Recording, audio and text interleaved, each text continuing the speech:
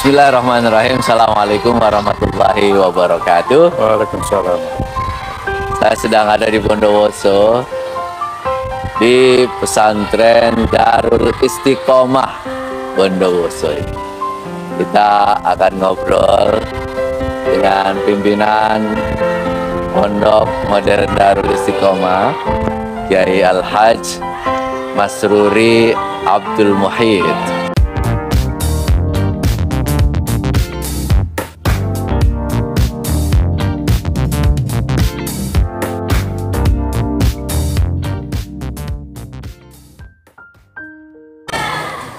Assalamualaikum Pak Kiai. Waalaikumsalam warahmatullahi wabarakatuh. Kaifal hal Pak Kiai? Alhamdulillah khair. Alhamdulillah. Bantu.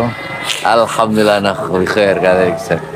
Ini saya kesini 2 kali nih Ustaz. Semakin lama semakin asri pondok ini. Alhamdulillah, makasih. Ini siapa yang ngatur ininya ini Ustaz? Jalannya di sini, pohonnya kesana kemari banyak bener. Sebenarnya ya pesantren ini ndak diatur sedemikian rupa. Artinya gitu ya? Belum ada perencanaan sebelumnya karena memang pesantren itu kan ya istilahnya berkembang ya dari ya kalau di kasus di sini dulu itu kan apa namanya itu saya beli tanah. Mulainya berapa? Beli tanah itu 1/2 hektar. Mulainya 1/2 hektar aja. Dari 1/2 hektar itu yang 500 meter saya bikin rumah saya sekaligus asrama dan kelas waktu itu awal-awal ya. Dari gedek itu lainnya saya bikin lapangan sepak bola mini. Sepak bola? Iya, langsung ada? Langsung ada. Jadi pertama kali masyarakat di sini sambil bangun awal itu masyarakat saya ajak main bola dulu gitu. Gitu. Setelah main bola baru kemudian mulai ada pembelajaran dimulai dari 7 santri. 7 santri. Antum itu aslinya mana, Ustaz? Saya asli Balung, Ustaz. Balung berapa kilo Jember, dari sini? Jember. Dari sini kira-kira 60 kilo atau 70 kilo. Ketemu tanah di sini gimana ceritanya? Kalau ceritanya sebenarnya begini, Ustaz. Jadi saya selain ngasuh pesantren di Jember itu, di Balung itu, Baitul Arqam ya. Baitul Arqam itu. Kemudian saya 3 hari dalam seminggu 3 hari saya di Bondowoso. Gitu. Dakwah ya? Dakwah sambil ngajar. Gitu. Ngajar. Di sini ngajar apa? Ngajar, kebetulan ngajarnya ya ngajar ya biasalah ngajar bahasa Arab, ya tauhid, macam-macam. Di lembaga? Di lembaga pesantren Al-Anwar namanya. Al-Anwar. Pesantren Al-Anwar ini adalah pesantren alumni Gontor. Ada Pak Kiainya namanya Kiai Muhammad Toha. Nah, beliau ini kalau di Gontornya itu sama dengan Pak Sukri. Periodenya Pak Sukri, periodenya Nurholis Majid. Satu periode dengan mereka ini. Cuman beliau ini masuk Gontor sudah tua. Sudah di pesantren salaf di Jember ini terkenal. Kemudian kok setelah agak tua kok pengen ke Gontor gitu lah. Sampailah di Gontor gitu. Kemudian terus kemudian beliau mendirikan pesantren di Bondowoso ini. Kemudian beliau jadi ketua MUI Bondowoso. Sehingga kalau saya itu pengen tahu keadaan dakwah di Bondowoso ya tinggal datang aja ke beliau aja. Dan kebetulan beliau itu sangat seneng ngomong gitu. Jadi kalau saya datang ke situ saja sudah beliau langsung cerita tentang keadaan Bondowoso. Jadi bermula dari beliau ini cerita sebagai ketua MUI, beliau itu cerita bahwa di barat kita ini ada terjadi gitu. Bukan tetangga agak ke gunung dikit ke barat ya. Kemudian beliau cerita bahwa ada gerakan pemurtadan di sini sehingga ada 7 keluarga murtad. Gitu. Pindah agama maksud saya. Nah, itulah yang menjadikan saya terus kemudian ini saya harus mendirikan pesantren minimal untuk medeni. Gitu. Jagain ya. Itu minimal untuk jaga ya tadi itu Iya, medeni betul. gitu. Ya akhirnya terus ya saya ingin mulai pesantren ini, dan kebetulan memang ada teman ngajar itu yang Pak Seniman namanya, almarhum sudah. Iya. Jadi yang ngajar itu kemudian saya minta untuk mencarikan tanah. Tetapi ternyata yang dicarikan tanah itu ya memang agak dekat dari tempat terjadinya itu gitu. Tetapi apa namanya? Tetapi kan tanahnya agak bergunung gitu, agak bukit itu, sehingga kemudian saya lihat tanahnya itu saya tidak seneng. Tidak seneng karena kan gunung itu kan banyak jurangnya macam-macam. Padahal saya pengennya itu pesantrennya ada main bolanya gitu. Antum memang dulu pemain bola, Ustaz. Dulu pemain Porbik juga. Porbik, Ustaz. Porbik juga tuh, tapi setelah Pormada. Ketika KMI saya masih kecil. Karena saya termasuk orang kecil. Antum masuk tahun berapa, Ustaz, di Gontor? Tahun 69. Keluar tamat KMI 73. Kemudian setelah 73 disuruh jadi guru di Gontor. Ngabdi. Guru. Kalian kuliah. Zaman kita kan dulu ndak ada pengabdian, Ustaz. Nggak ada. Ndak ada wajib pengabdian, ndak ada. Belum ada. Belum ada. Hanya orang yang ditunjuk jadi guru yang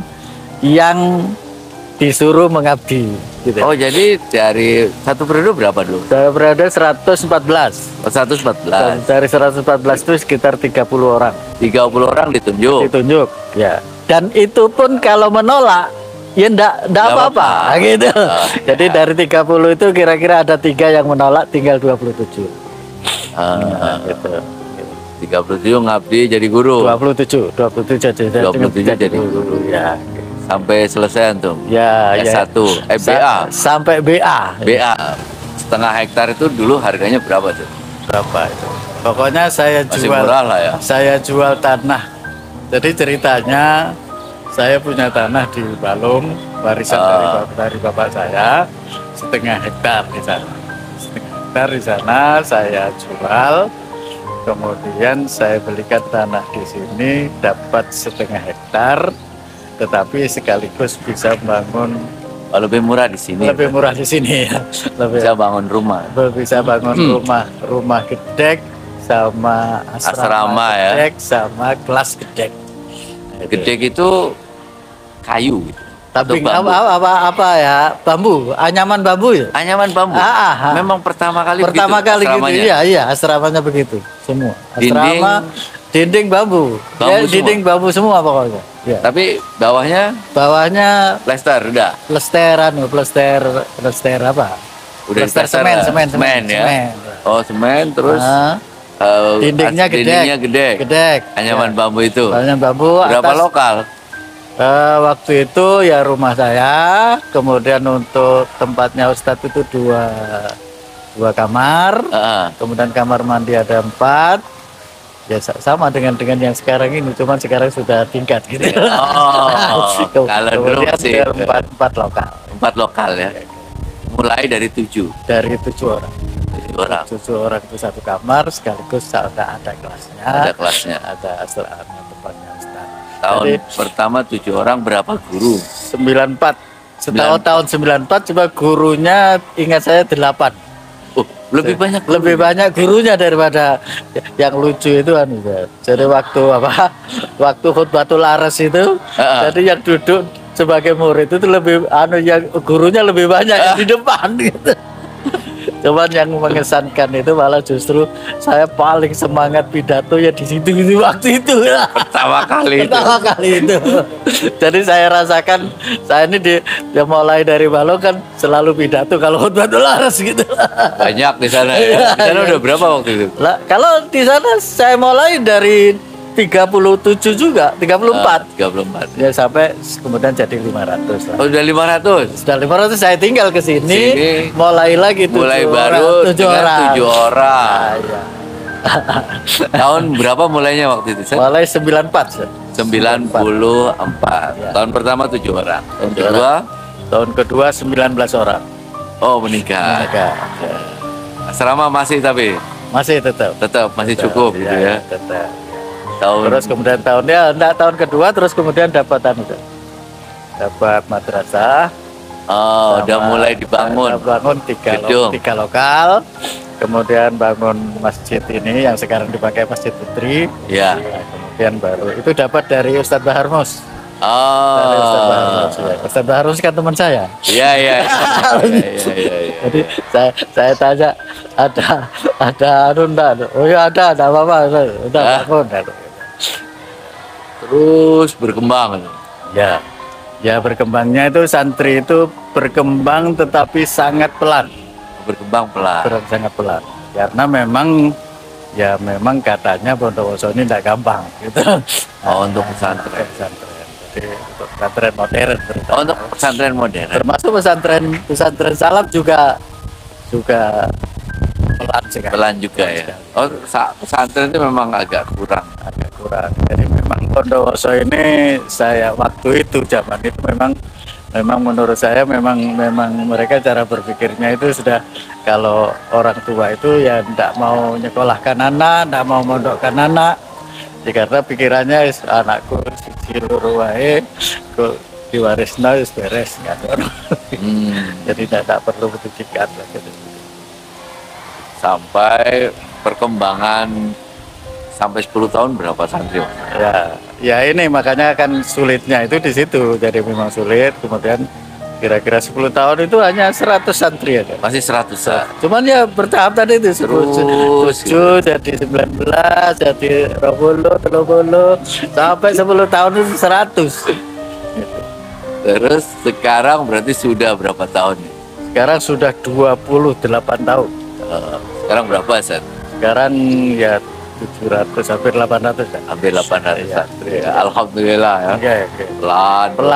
Pelan Tapi terus naik gitu ya. Naik ya. Cuman yang paling istilahnya Yang paling cepat. 20 tahun itu 200.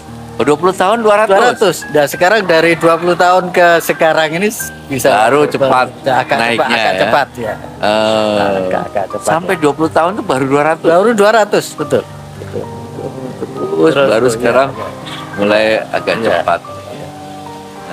Tapi itu pun istilahnya itu perkembangan seperti itu menurut orang Bondowoso kita ini termasuk cepat. Termasuk cepat ya. Biarpun 10 tahun 100 itu termasuk cepat kata mereka gitu. Untuk ukuran di Bondowoso. Nah, kalau sistem pendidikan dan pengajaran saat di Darul Istiqomah ini seperti apa, Ustaz? Sebenarnya ya sejak awal saya itu ya memang maunya kayak Gontor aja lah gitu. KMI Gontor gitu. Bahkan akhirnya itu kan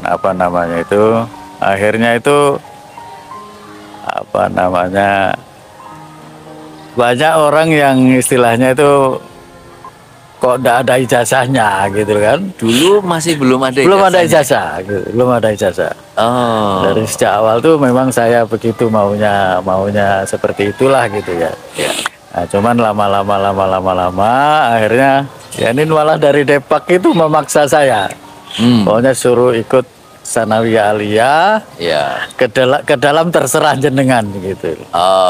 Sehingga kemudian saya ya ngikuti Sanawiyah Aliyah itu akhirnya setelah itu ikuti Sanawiyah Aliyah, tetapi tetap di dalam saya pakai KMI. Nah, sehingga teman di sini namanya TMI. TMI ya. Cuman itu saya pisahkan. Jadi kepala Sanawiyah dan kepala Aliyah itu hanya ngurusi administrasi ke kementerian gitu. Nah, sementara di dalam pendidikan dan pengajarannya ada namanya direktur TMI. Itu perjalanan awalnya gitu sampai akhirnya kemudian dapat muadalah. Ada undang-undang. Ada undang-undang pesantren itu kemudian kita termasuk yang diakreditasi, kemudian jadi muadalah. Muadalah mualimin, muadalah salaf. Muadalah muadalah yang tidak salah. Yang berbasis mualimin, bukan berbasis kitab kuning gitu. Iya. Karena memang saya meyakini bahwa sistem ini yang bagus gitu menurut saya. Iya. Sehingga saya mulailah itu. Tahun berapa Ustaz? Muadalahnya baru apa itu? Waktu 90 tahun kantor. 90 tahun berarti 2016. 2016 atau 2015 ya. 2016 ya. 2016 baru kita dapat itu, kemudian sanawiyah aliyah kita tinggalkan jadi muadalah. Full sekarang sekarang muadalah ya. Tapi alhamdulillah ya tadi itu perkembangannya setelah muadalah malah lebih cepat. Nggak tahu ada apa anunya itu. Dan akhirnya itu seakan-akan itu apa ya? Jadi contoh muadalah yang lain. Ya, muadalah yang malah berkembang gitu. Bukan dengan muadalah kemudian ada keterkejutan kemudian turun dah. Jadi justru dengan muadalah saya malah di Darul Istiqomah ini malah berkembang. Nah, kemudian terakhir saat kemudian ya ini terusannya kemudian saya bereksperimen. Jadi anak-anak yang pandai-pandai itu saya yang mau saya kelompokkan ke program tahfidz. Oh, ada tahfidznya. Ada tahfidznya ya, ada program tahfidz. Program tahfidz itu seperti apa sih? Jadi program tahfidz itu begini, Ustaz. Jadi di pondok ini tamat KMI, tamat TMI, semua harus hafal 4 juz. Semua. Hafal 4 semua juz. Santri harus harus wajib 4 juz. Kemudian yang khusus tahfidz ini, istilah saya pakai TMI tahfidz. TMI tahfidz. Kalau yang 4 juz tadi itu apa? Tahfidz TMI. Oh, jadi tahfidz TMI ini semua santri harus wajib 4 juz. Jadi kelas 1 1 juz, kelas 2 1 juz, terus dulu sampai 4 juz. Jadi terakhir kelas 6 ya harus murojaah 4 juz. Tapi kalau yang program TMI tahfidz itu programnya 30 juz. 30 juz, 6 tahun. Ya, bukan 6 tahun. Ya. Iya, maksudnya kelas 1 sampai kelas 6 sampai tamat KMI nanti harus 30 juz. Oh, gitu. Kapan mereka menghafal? Ya itu, karena untuk program TMI tahfidz itu mereka tidak ada kursus sore. Tidak ada kursus sore. Dibedakan ya. Kemudian selain itu, mereka yang ikut TMI tahfidz ini takdir KMI-nya, TMI-nya itu minimal harus jahijidan. Kalau turun dari jahijidan, tidak boleh ikut TMI tahfidz, harus ikut harus ikut TMI biasa aja. Nah, gitu. Jahijidan itu di kelas berapa itu? Semua kelas. Jadi nanti kalau kelas 1 maunya dia ikut tahfidz ya, kemudian ternyata turun, naik kelas 2-nya turun. Biasa lagi. Kelas 2 enggak boleh. Gitu. Jadi setiap kelas 1. Enggak, jadi mereka yang ikut TMI tahfidz ini harus memang istilah saya itu harus mampu dan mau. Jadi mampunya itu terwujud karena nilai karena apa istilahnya yang utama bagi saya memang TMI kan gitu ya. Jadi tahfidz itu hanya tambahan lah gitu. Tapi jadi menurut saya begini, pengalaman saya, maaf Ustaz. Jadi TMI itu kalau anak pinter itu kan sebenarnya tidak terlalu berat ya. Nah, dengan begitu kemudian bisa diisi dengan tahfidz. Jadi diseleksi dulu lah. Diseleksi. Jadi seleksinya itu tahun pertengahan tahun. Setelah pertengahan tahun, setelah ujian baru bagi mereka yang mau tahfidz daftar. Gitu. Dan terus. Gitu. Kemudian cuman ke akhirnya itu yang selama ini kalau putri ini kira-kira ya 10% aja. 10%. yang putra hanya 5% kira-kira. Karena yang putra ini kebanyakan Main bola. kebanyakan enggak mau. Karena kalau Tafid enggak boleh main bola. Oh, tapi nggak boleh olahraga Iya, ya? karena kan Sore ya? sore dia suruh tidur dulu. Setelah tidur baru ngapal lah gitu. Dan syaratnya mau main bola harus nyetor dulu gitu lah gitu. Aduh. Iya. Tapi ini baru 3 Berapa tahun. tahun? Baru 3 3 tahun. tahun. Ya alhamdulillah 3 tahun ini sudah ada yang ngapal. Oh, Sudah hafal 30 juz ada. Cuma 1 orang. Yang paling pinter paling. Atau karena mungkin sebelumnya sudah punya bapak lah. Ya, gitu maksudnya. 28 tahun. Alumni udah berapa orang? Terus kemana aja mereka? 28 tak tahu berapa ya kalau belum dia belum dicatat. Tapi ya kira-kira kalau dihitung ya mungkin ada 500 lebih lah. Dan alhamdulillah alumninya ya ke Madinah, ke Mesir, kemudian ke Sudan, Pakistan, sehingga kan yang YIN. Tapi juga ada di UNED, di UI, di UGM juga. Alhamdulillah ya. Jadi ada cuman itu kan sal gitu. karena poso teko pondok neng umum. Ya. Malah istilah saya kok nggak pantas. Iya. Orang tujuannya Ilmu agama. Apa kohubidin kok merono. Tapi ada apa-apa juga, bagus juga. Jadi akhirnya data TMI, nah sekarang ini sudah mulai ada TK, SD, baru setahun ini Ke bawah ya. ke bawah. Karena apa? Karena cucu saya perlu SD sama TK. Oh. Sudah mulai punya cucu.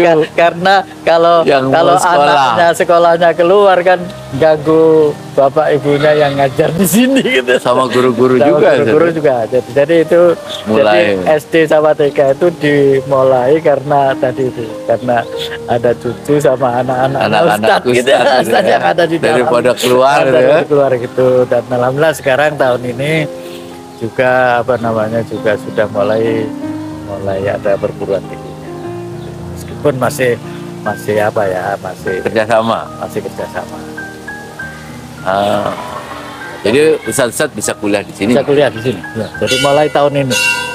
Jadi dengan perhitungan ya nanti tahun kedua kan masih di sini terus kemudian Ya, semakin banyak. biar betah lah ya. Biar betah ya. Di sini ya. Gitu. Yang niru gontor lah. Alhamdulillah. Kalau kedepannya ya tidak tahu saya kedepannya maunya sih ya jadi lembaga mutabakin yang berarti yang punya seluruh lembaga pendidikan gitu, Ustaz. Mulai dari dari TK TK sampai perguruan tinggi. Amin. maunya gitu.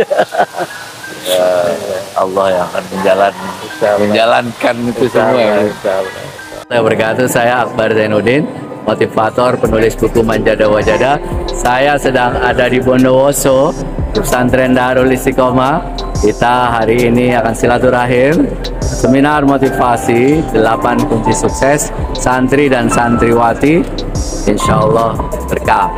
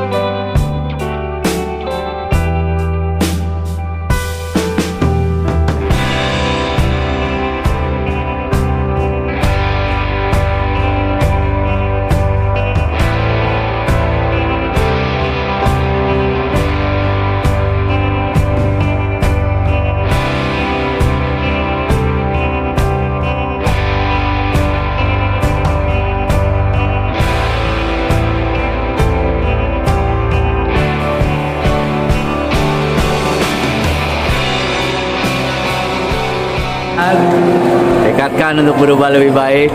Bismillah, bismillah, bismillah. See you next time. Assalamualaikum warahmatullahi wabarakatuh. Terima kasih banyak ya teman-teman sekalian. Itulah obrolan kita dengan pimpinan Pondok Modern Darul Istiqomah Bondowoso. Mudah-mudahan bermanfaat. Assalamualaikum warahmatullahi wabarakatuh. Waalaikumsalam.